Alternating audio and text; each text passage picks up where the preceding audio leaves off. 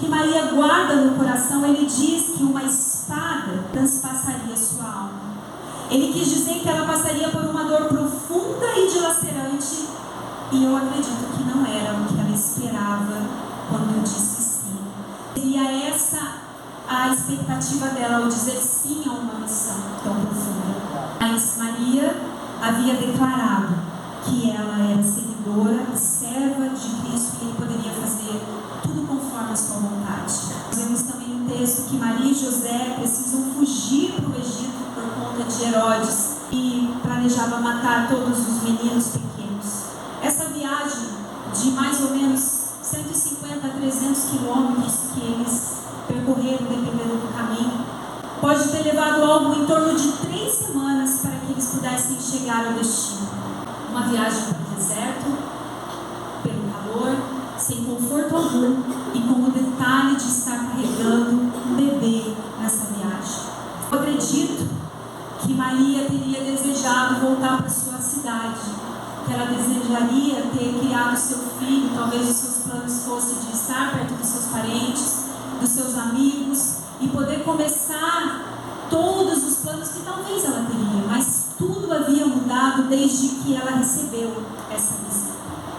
E ela começa a viver tudo conforme ela não esperava, mas conforme ela havia se entregado ao Senhor.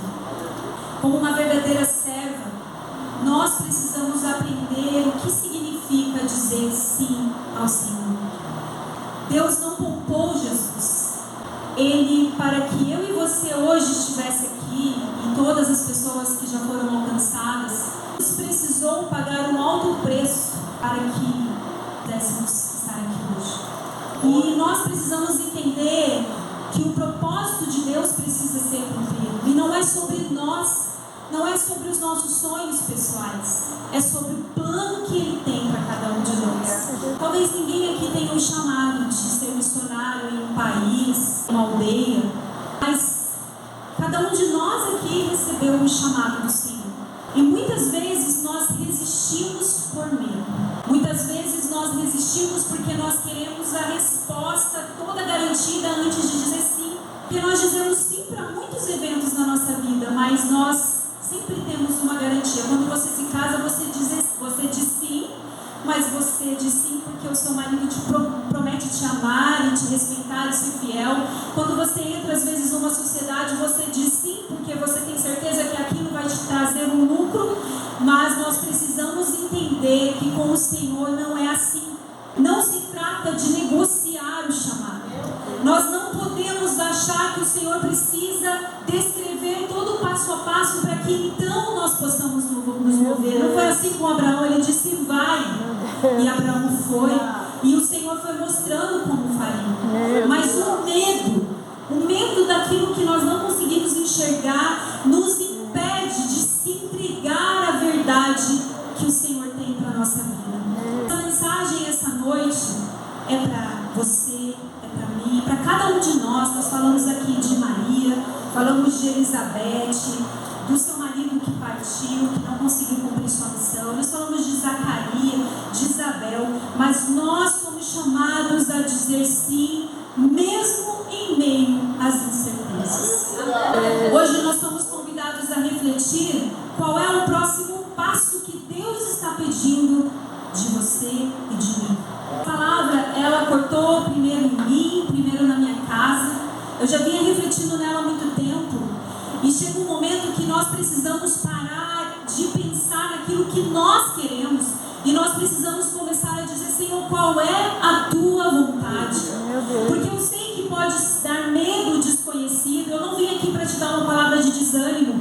Eu não vim aqui para que você fale, eu estou com medo de dizer sim agora, porque você tem tantos exemplos aqui de dores, de grandes renúncias que foram feitas por causa do sim, mas eu quero te dizer que como o apóstolo Paulo pediu ao Senhor para que o espinho na carne que ele tinha fosse tirado, e a resposta do Senhor foi para ele, a minha graça te basta. O Senhor para nós é a minha graça te basta. Nós não podemos ter medo, nós não podemos parar, porque temos medo de perder a nossa vida, porque a Bíblia diz que aquele que perder a sua vida vai encontrar. Então o chamado aqui hoje é para que você, para que eu, para que nós nos rendemos recebemos e que nós venhamos colocar o Senhor no lugar que é dele em nossa vida e possamos começar a dar valor àquilo que ele nos chamou para fazer, porque todas as demais coisas elas serão cuidadas pelo Senhor a partir do momento que nós abrimos mão do controle e entregarmos o controle a ele.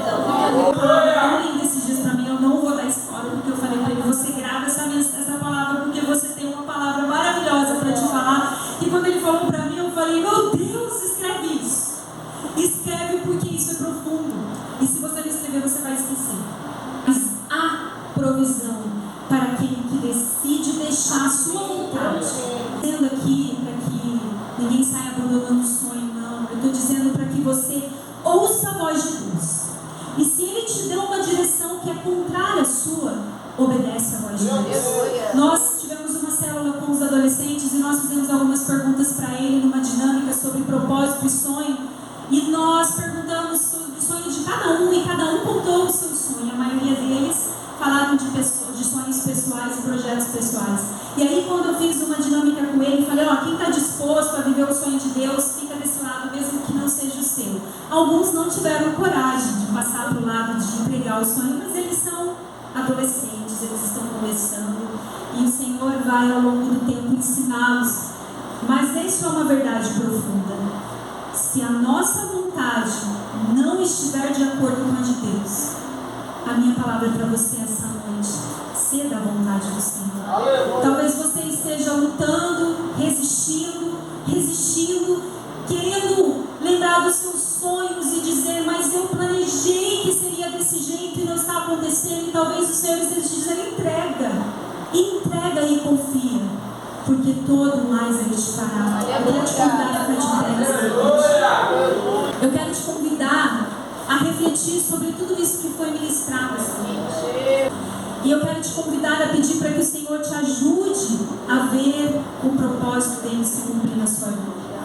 Maria disse sim, e nós sabemos que ela recebeu a recompensa, ela sofreu.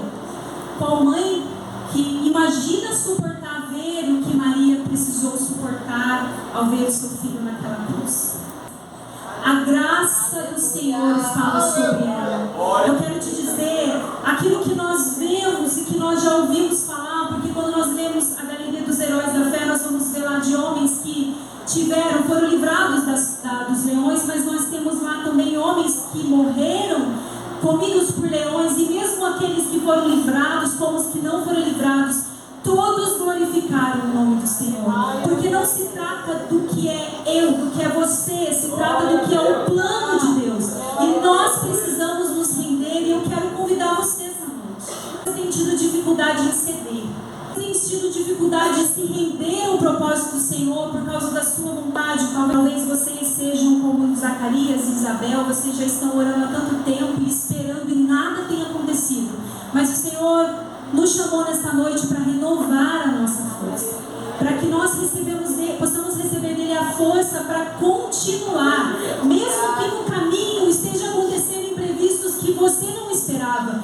É necessário continuar, é necessário que nós possamos render a ele. E eu quero cantar um trecho daquela canção que diz assim: eu me rendo aos teus pés, és tudo que eu preciso pra viver. Aqui nesta noite o Pai está diante do seu altar.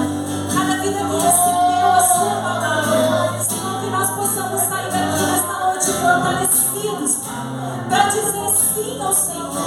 Que nós possamos aprender como Maria, estar dispostos, Senhor, a dizer sim sem saber o que vem depois, mas saber que haja o que houver, que venha o que vier, a sua graça nos cobrirá, a sua força nos sustentará.